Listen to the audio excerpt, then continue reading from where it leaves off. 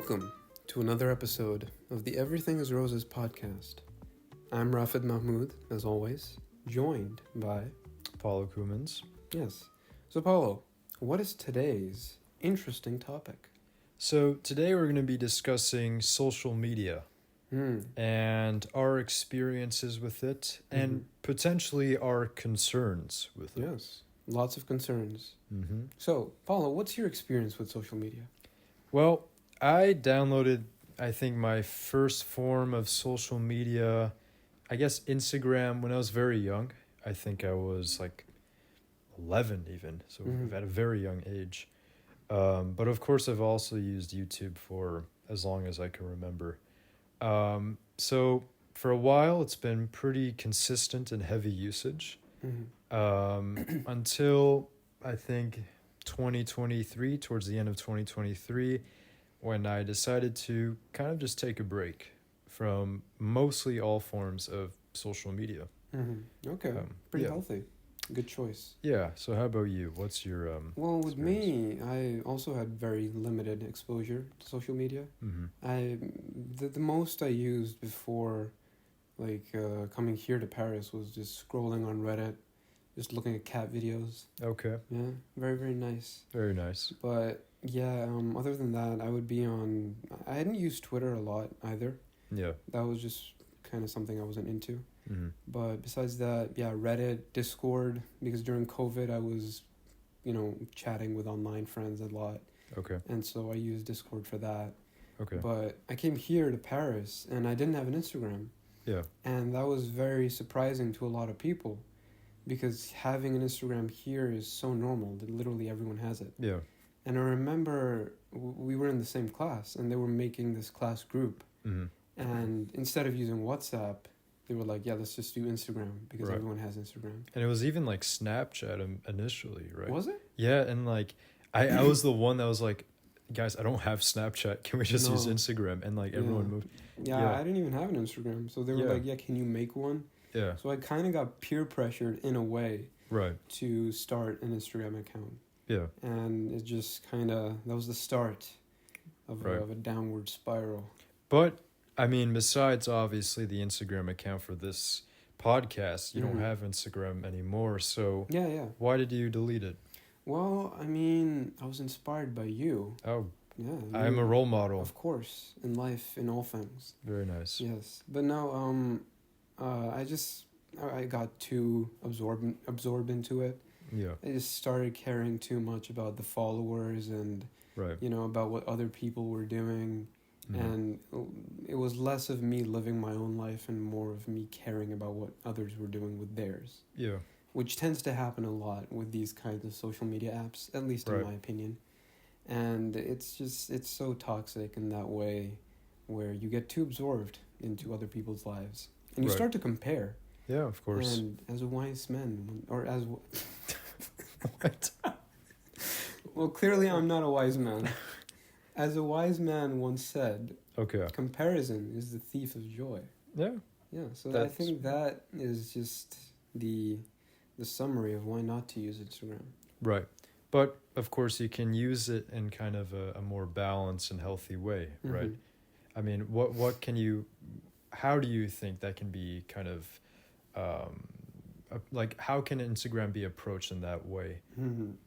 Well, I have a few examples of friends that use Instagram purely just for communication with their friends. Right.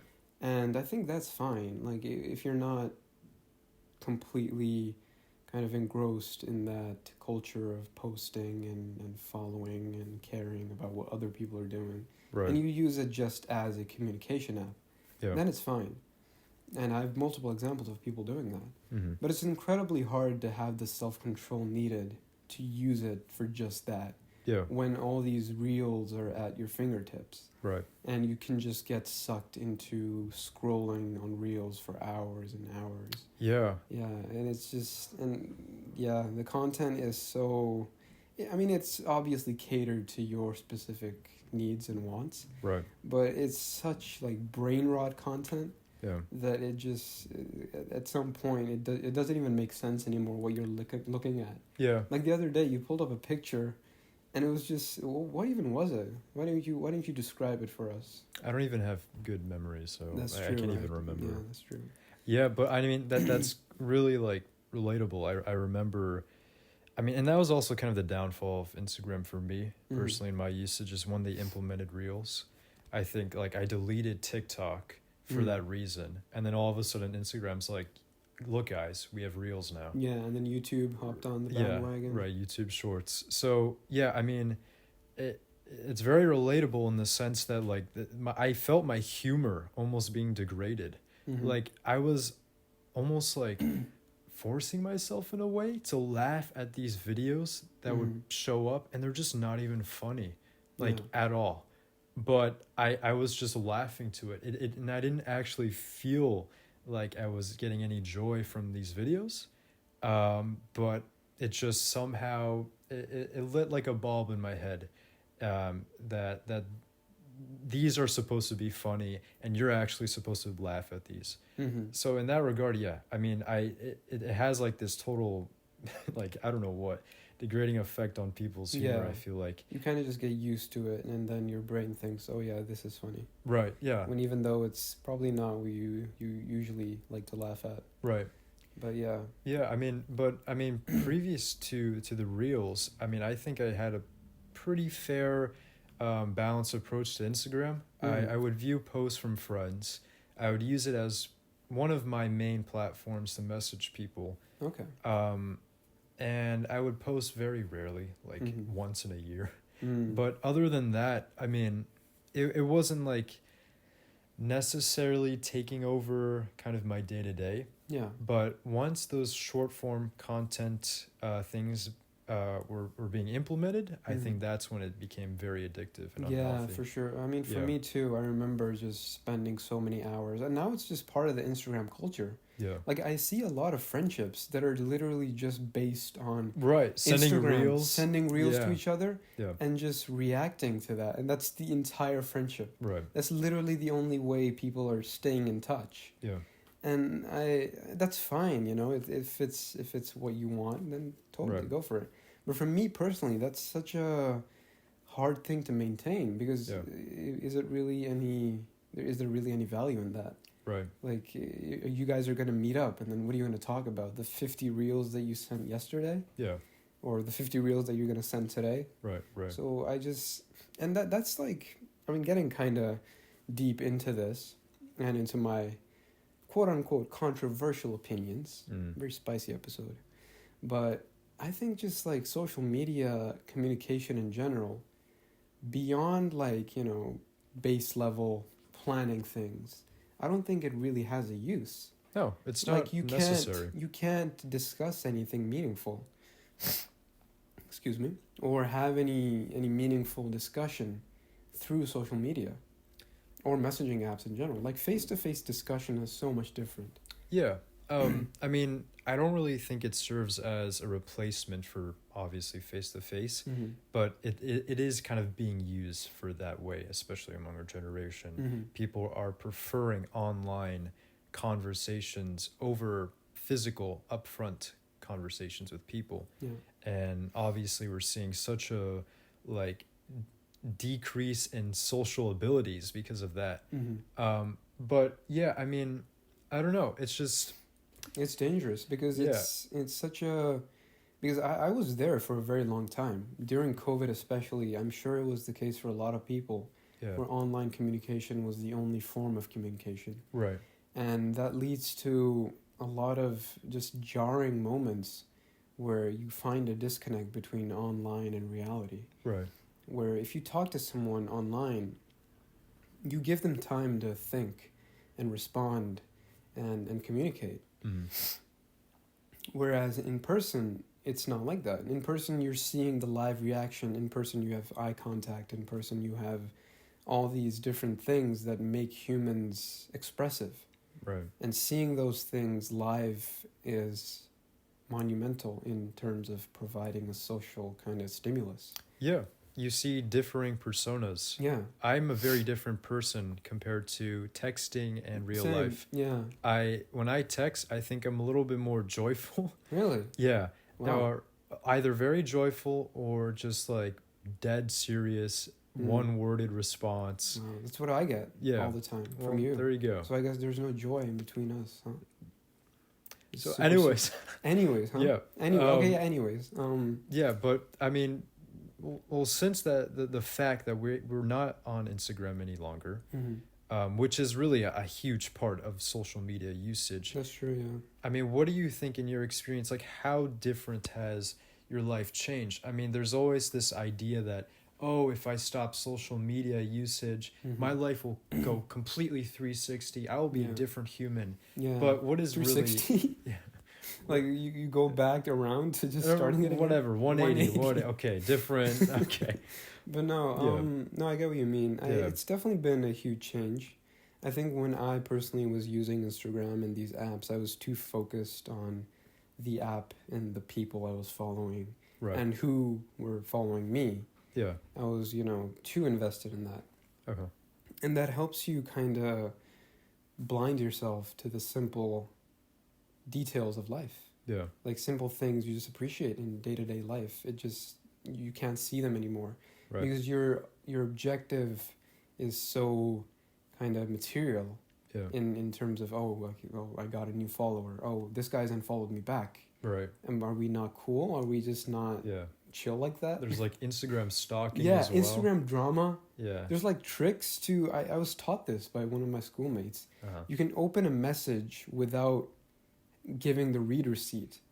Yeah. And people would do that just to read the message but not have to respond. And also stories. You can view stories without showing your view. Wow. New tricks and trips. Tips and tricks. All right. Can't speak to that. I'm brain rotted from my Instagram usage. Yeah. But it's wild because there's so many layers to this. Right. And you just keep going further and further and further until you hit the bottom of the hole. Yeah. At which point you can't even appreciate anything around you because your life is so virtual and so digital and material. And I think it's definitely very, very good to exit from that and to have a new perspective and just be able to appreciate the smaller things in life without worrying about, I did this cool thing today. Better post about it on Instagram and let everyone know. Because if I don't, then it's like they're going to think I'm not doing anything with my life. Yeah, no, of course. So in that sense, it definitely helped me a lot. But what about you? Yeah, that's very relatable. I think I was able to enjoy more of the simple things. Even like taking a book, for example. I was never a person to read on my own time. It was always strictly education that I would pick up a book. So after giving up kind of social media, I was able to do these types of things, and even like doing a chore would be more enjoyable. So yes, I do feel that it's kind of allowed me to enjoy aspects of life that are kind of taken away when you use apps. However, I do think at the same time, and it's been almost a year now, where predominantly, not all the time, 24/7, that I'm like mostly off social media. Your usage can translate to other things. So I'm not using social media, but I'm using like Netflix, for example, on my pastimes, right? Or different other TV show platforms. And I found that my usage for that has increased by a lot. Yeah. So it's really just replaced my social media usage. Yeah. And I find moments where I'm just craving to binge watch a series or something if I have like to do something simple like vacuuming or whatever. Yeah. Like I need some stimuli while doing something very ordinary and plain. So yeah. But would you say that's... Because in my opinion, I would say that's a lot more of a healthier alternative. Right. Than to spend your time on Instagram. Because if you're on Netflix, I know you like to watch a lot of documentaries. And so at least, you're learning something or taking something in, or you're not there scrolling on your phone for the entirety of it. It's more of something in the background while you're doing other things. It's not hindering your time. I mean, I think it is still. Really? I'm not only watching documentaries. I will. I do enjoy those. But for the most part, I think I'm just watching just like really cheesy whatever comedies and whatever. Yeah, Emily in Paris. Anyways, very big fan. Yep.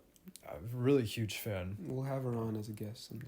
We will. Yeah. But honestly, I mean, arguably it's better than scrolling with short form content. I'm not entirely sure. I really think that it's only up to you and how you actually approach these things. It really depends on your usage with it. So yeah, I mean, I don't know. I think it's still not really a healthy habit of me just constantly watching these shows or whatever for whenever I can. Yeah. But yeah, I mean, just ultimately though, my point is, yeah, it's translated, that usage. Yeah. No, I definitely agree with you, because the same thing happened to me where I deleted Instagram. Right. And it went from Instagram Reels to YouTube Shorts. Okay. Yeah, and even recently, like now I've gotten out of it. And now I can control myself. Yeah. But up until very, very recently, like I'm talking a month ago, I was just, anytime I'd have free time, right, I would just go on YouTube and start doing the same thing where I'm scrolling just for so long. Right. And consuming this short form content. Yeah. For things I don't even care about. It's just like I think people call it doom scrolling. Yeah. Where you're not even interested in what you're looking at. You're just scrolling for the sake of scrolling. And that's what it does to your mind if you consume this kind of content for long enough. Yeah. And so, yeah, I agree with your point. It's kind of just like substituting one drug with another drug. Yeah. And I think social media, I use it as a metaphor, but I think it's very akin to a drug. Yeah, no, it is, because it's addiction no matter what. Exactly, and you see. I mean, wait, I don't mean it is a drug. I just kind of phrase it like that. Yeah, I mean it is kind of a drug. Yeah, I mean, like if you look at some of the scientific studies going on, you'll see that the effects are very similar. Yeah, it performs the same way. Exactly, as a drug. So, and it's being introduced at an earlier age. Yeah, and I used to work with kids. And when I would take the bus, I would see that the parents, when the kids were being unruly and just rambunctious, right, the parents would hand them their phone. Yeah. And they would be on TikTok. Yeah. Literally kids that are 4 to, I'd say, 7 years old, scrolling on TikTok in the bus because their parents can't be bothered to be actual parents. So I think it's becoming just more and more of a common problem nowadays. Yeah. And it's so bad because it just rots away your brain. And at that young of an age, I can't even imagine the effects it'll have later on in life. I'm not a psychologist, but like you can see what the effects of that kind of stuff would be. Yeah. Even with adults, like it's just catastrophic. For children, I would imagine it's double. Yeah, that it's probably the case. And if I'm going to be honest, like based on all of the usage that I've had as a child and early teen years, and of course those video games as well can be pretty addictive. That's true, yeah. I think combined with all those hours spent, I feel like I am a little bit more like anxious or whatever. And especially after watching or playing for hours in the day, I remember feeling so crappy and being overly worried about things I wasn't even concerned about. Yeah. And the motivation or the will to do anything else, like even homework, non-existent. Yeah. And I couldn't even like take a break and enjoy simple things because everything exciting was those things, the shows and the video games or whatever. Exactly. So yeah, it's really hard to kind of live with because it is very addictive. And in regard to like children, I mean, I think it's perfectly fine to give kids maybe, I don't know what age exactly. Yeah, because it's hard to categorize it by age. Right. But let's just say 10, for example. I mean, sure, I would give my kid like a little device to watch something or whatever, but I guess the real concern, and even as an adult, is placing those limits. And there are methods. Like I remember I had this app which would like just block my Instagram or whatever after a certain amount of time. Yeah. And so, and it would almost kind of motivate me to limit my usage. so it really kind of all comes down to having that balanced approach. Yeah, exactly. There's nothing wrong inherently with all of these things. But it's just the subjectivity of it that kind of needs to be addressed. Yeah, I think it's just because people don't realize the effects that it has. So they're like, well, what's the worst that could happen? Or they do, but they just don't care. Or they can't even realize a world in which they can't stop using. Yeah, exactly. They can't envision. Can't stop. Yeah. Yeah. It's so like, and I don't know about some viewers, but I remember like when I had Instagram thinking like, it's not really possible for me to delete this. I mean, I have everyone that I know on this. Yeah. If I delete this, I'm gonna lose so many friends, access to to contact all these other people. And then I realized that after like I don't talk to a single one of them. Like if I don't have their phone number, I wasn't even talking to them. Yeah, exactly. That's the thing, because with those kinds of relationships, if the only point of contact you guys have is a social media app, where you never actually make plans to actually meet up, and your entire friendship is based on just one app, right, and just the reels you guys send to each other, which maybe for you it's fine. That's fine if that's what you want. But for me personally, I would say that's just not worth the trouble of what the app is doing to you. Right. And if the only thing stopping you is that kind of relationship, then I would personally reconsider the value that relationship even has for me. Right. Because I think the perfect way to use social media or messaging apps is to just make plans. Like your entire usage should be only to set up a date or set up plans, or to maybe do like a call. Okay. I think a call is even better than just texting. Because at least you're hearing each other and talking. With just messaging, it takes so long. The other person can be busy. If you're on a call, you can just talk and do your thing, and you're also having that natural interaction without worrying. And there's so many worries and concerns that come up with messages, and there's so many misunderstandings. Right. Because there's no emotion behind the message. So you're like, oh, maybe he's not interested, or maybe she's just not, I don't know, maybe she doesn't like me, or maybe, maybe this leads to overthinking. So I think it's just, it's best to weigh the pros and cons and really figure out whether it's really even worth keeping just for those relationships that you have on that app. Right. Because so kind of reevaluate. Because you tend to find that it's not worth it.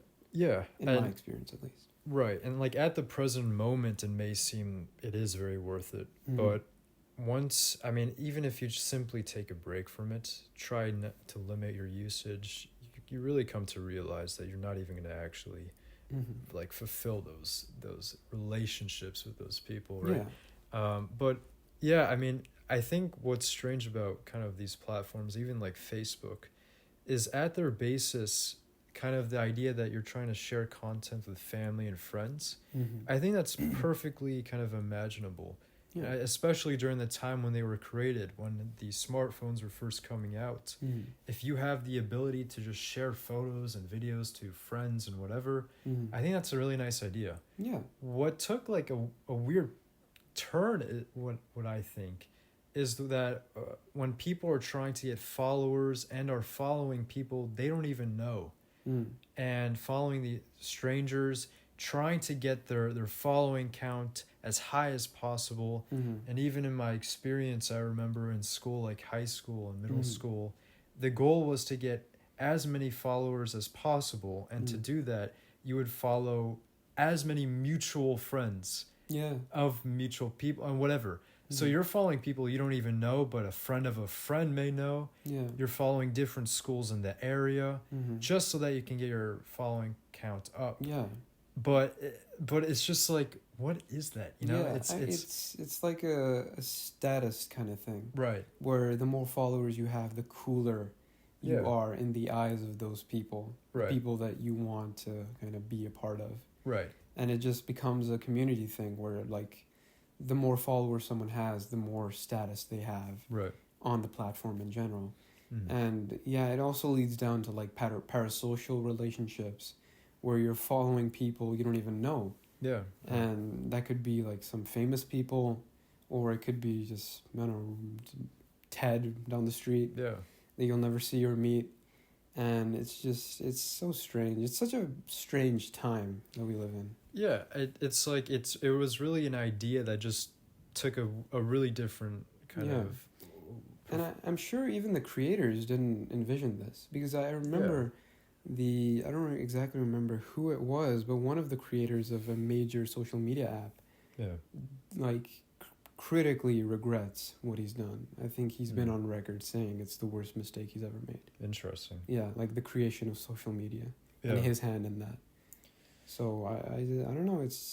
There's definitely positives to it too. Right. Like the advancement of communication and the ease of doing so. Yeah, of course. Like you can connect with people across the globe, and that helps you gain so much exposure culturally, socially, and it helps you broaden your mindset in regards to how people live across different cultures and different countries. Right. And that's very helpful, especially for me, like in terms of American culture. The things I know about it are all things I've learned online. Yeah. From chatting with Americans online and consuming American media online. And in that regard, it's very helpful. Yeah. And also just in making communication so easy. Like maybe you're, like you, for example, you're living abroad from your family, and to stay in touch with them, you can use social media, but typically that tends to fall under the WhatsApp kind of category. Yeah, and WhatsApp's not really even social media. Yeah, but I mean, it's going there actually. Yeah, like they're implementing those following, but it is kind of easy to avoid. It's very easy because I didn't even know about it until I was like, what is this tab? Yeah. What is Cristiano Ronaldo? Yeah, I was like, what is this? Why is PSG trying to text me? Right. And that's when I figured out what Mark Zuckerberg was trying to do. Yeah. But yeah, I mean, WhatsApp is definitely a different category. I think that is definitely more of a simply just messaging app. Yeah, I just count as messaging. Exactly. Yeah. And that's why it's so weird when you ask for someone's WhatsApp. Right. Because then it's like crossing into a boundary. It's more personal. Yeah. And people don't want to get personal anymore. They're like, just have my Instagram. What are you talking about? Right. And so people feel safer just asking for Instagrams. Yeah. And they don't really encroach upon WhatsApp territory because that feels, as you said, too personal. Yeah, and I mean, it makes sense. Like, I think it's even smart to just use your Instagram when meeting people for the first time. Yeah. But I think it kind of explains something in that people are forming these relationships with people, with strangers that they barely know. And they're already trying to make this connection, and that's why they use Instagram.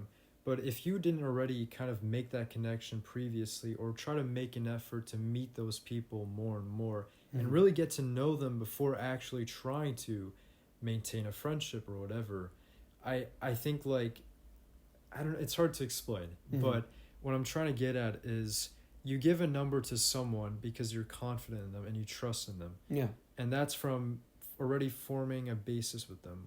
Maybe they're a work employee or whatever. But when you just give out an Instagram, they're a complete stranger. You barely know them.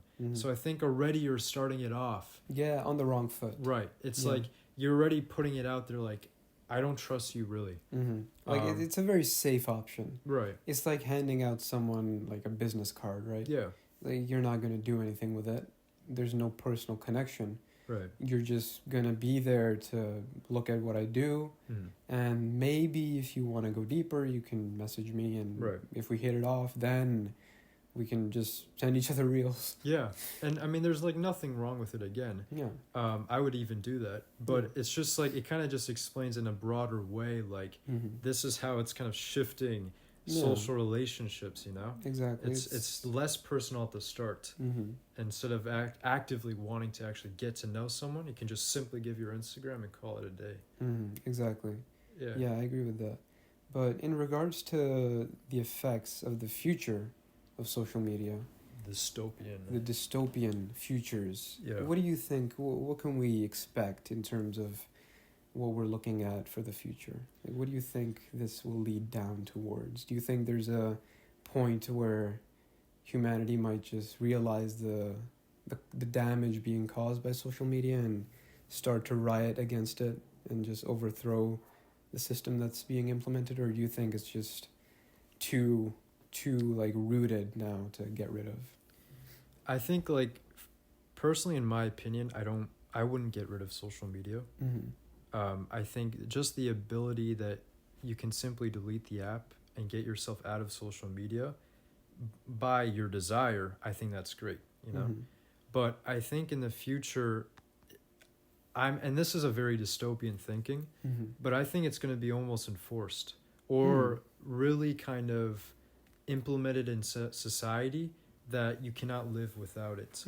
And I think that because it's so easily used to kind of advance different ambitions, specifically with governments, politicians, the amount of support a politician can get from just using social media, hopping onto like these Generation Z trends to gain more followers. Social media is the ultimate tool for those purposes. It's a weapon by all intents and purposes. Right. So if you were to cut that off, you're cutting off billions of people from this like weapon, this tool.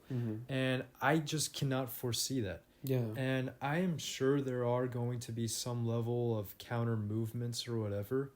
I think they're going to be minimal at the basis. But if there were to be a big kind of counter movement against social media and technology, I think it would be just shut off.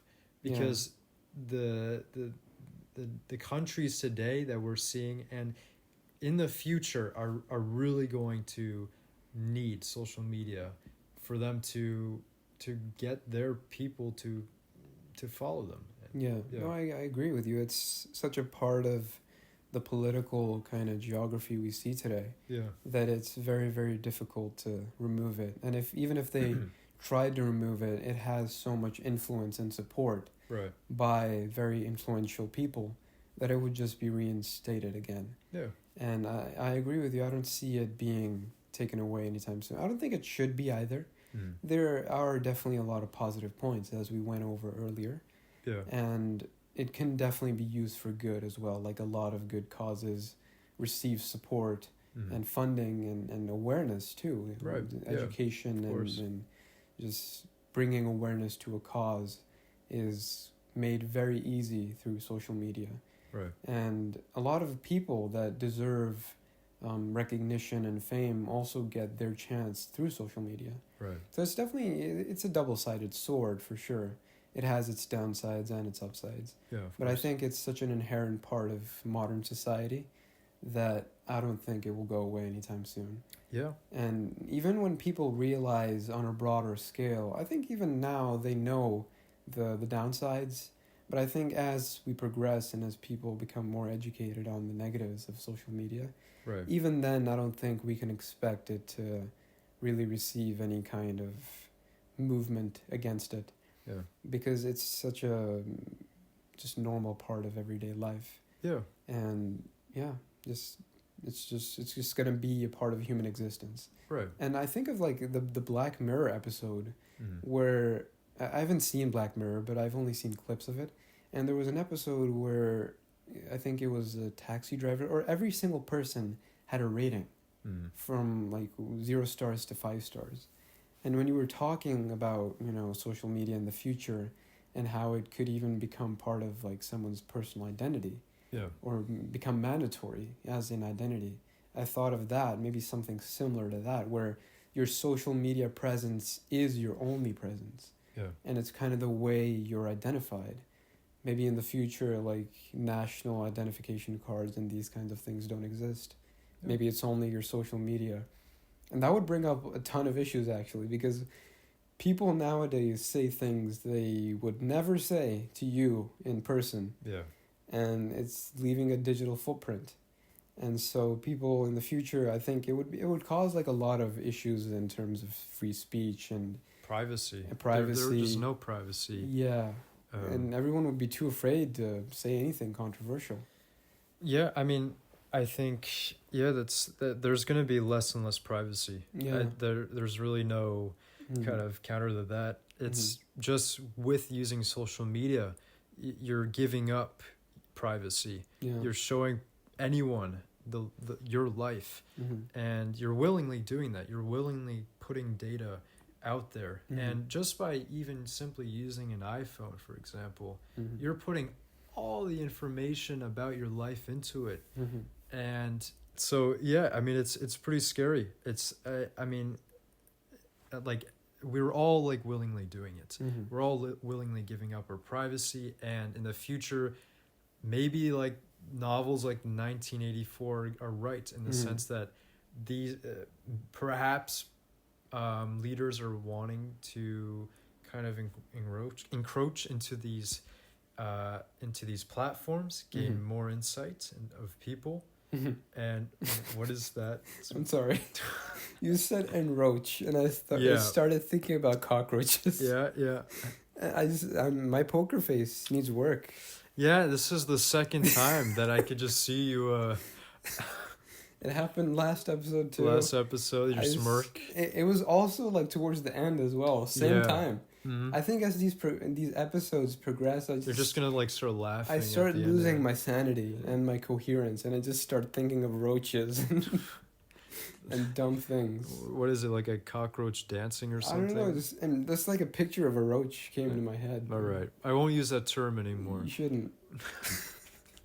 Okay. It's banned.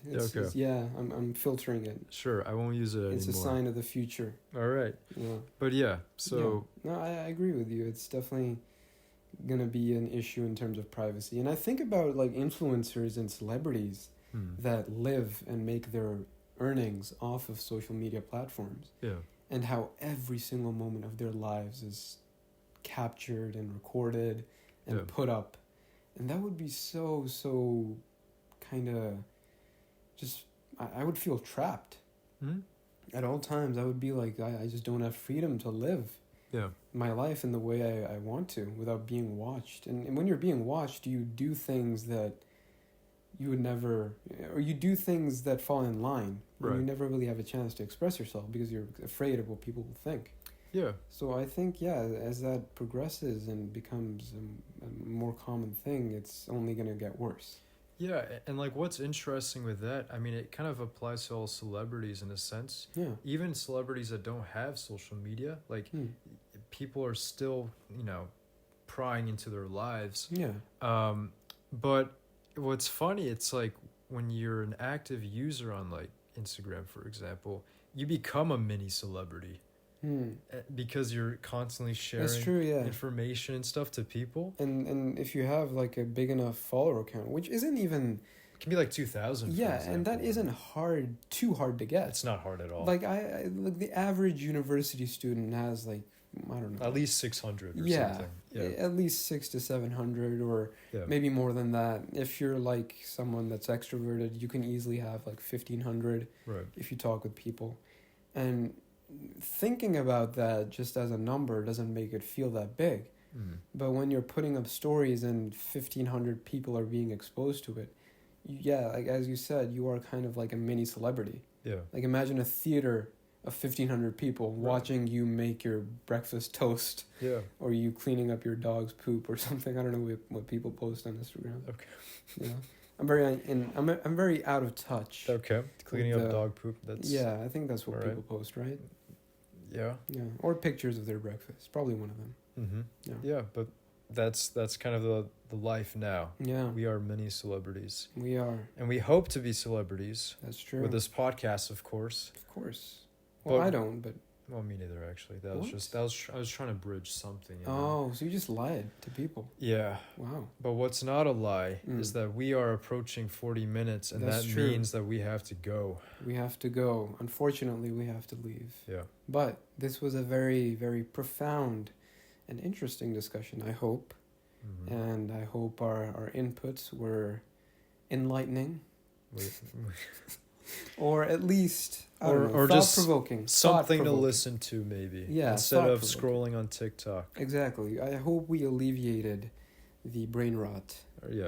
Or with our brain rot. Yeah, exactly. We can't, negative cancels negative. Translate your brain rot to us. For sure. But if you enjoyed the episode, make sure to follow us on Spotify and Apple Podcasts and leave a comment with any criticism or feedback that you may have. And we also have a YouTube that we're going to be putting this up on, probably. Maybe. Hopefully. Let's not keep promises like last episode. No, we will. We will. If the video actually records this time. Yeah. If you're seeing this on YouTube, we did it. We made it. Subscribe to us, leave a comment, share with friends, and have a great day. And we'll see you in the next one. Bye-bye. Goodbye.